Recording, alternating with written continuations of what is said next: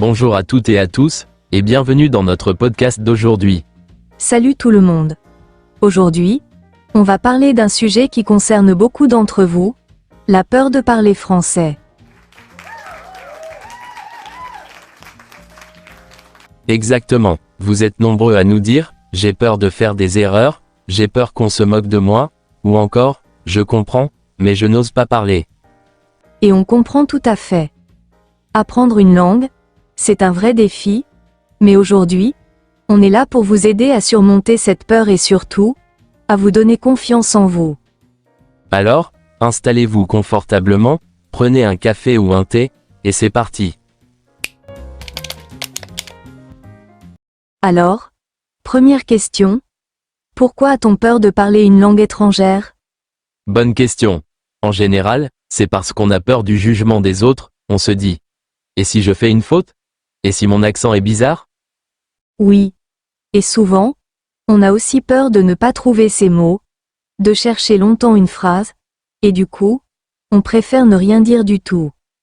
Mais en fait, c'est un cercle vicieux. Parce que si on ne parle pas, on ne progresse pas, et si on ne progresse pas, on a encore plus peur de parler. Exactement.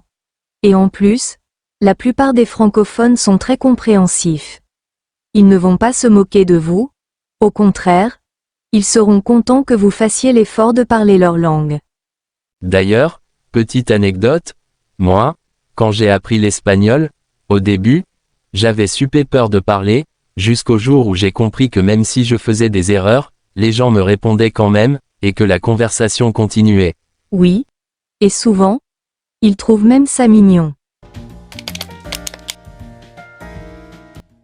Alors, on va vous dire un truc très important, faire des erreurs, c'est normal. Même les Français font des erreurs en français, alors pourquoi vous, en tant qu'apprenant, vous devriez être parfait? Exactement. Le plus important, c'est de communiquer. Ce n'est pas grave si vous faites une faute de grammaire, si vous oubliez un mot, l'essentiel, c'est que l'autre personne vous comprenne. Et puis, franchement, c'est en faisant des erreurs qu'on apprend le plus vite. À chaque fois que vous faites une faute et que quelqu'un vous corrige gentiment, votre cerveau enregistre l'information et la prochaine fois, vous vous en souviendrez. D'ailleurs, si vous écoutez ce podcast et que vous comprenez ce qu'on dit, c'est déjà une énorme victoire. Oui. Bravo à vous. Vraiment. Bon, maintenant qu'on a compris que la peur est normale, qu'est-ce qu'on peut faire pour la surmonter? Première astuce. Entraînez-vous à parler tout seul. Devant un miroir, par exemple. Ça peut paraître bizarre, mais ça aide vraiment à prendre confiance en soi. Oui, et si vous avez un animal de compagnie, parlez-lui en français.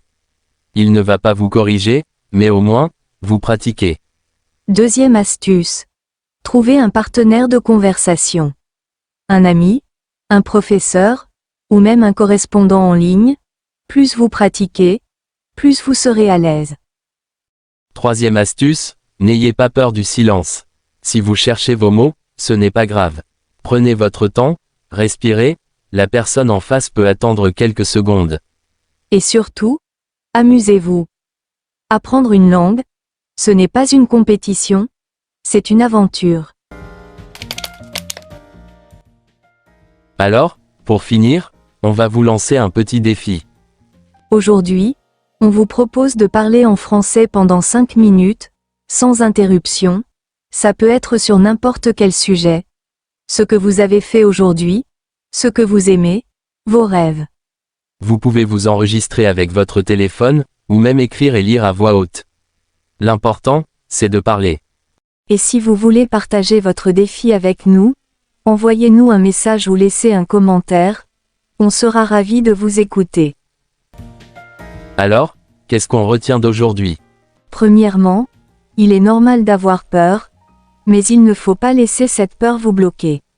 Deuxièmement, faire des erreurs, c'est bien. C'est comme ça qu'on apprend.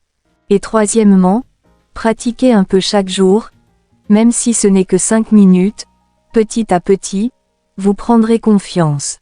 On espère que cet épisode vous a motivé et surtout, qu'il vous a donné envie de parler français sans peur. Merci à tous d'avoir écouté, et surtout, Parlez français autant que possible. À très bientôt pour un nouvel épisode. Salut tout le monde. À À la la prochaine. prochaine.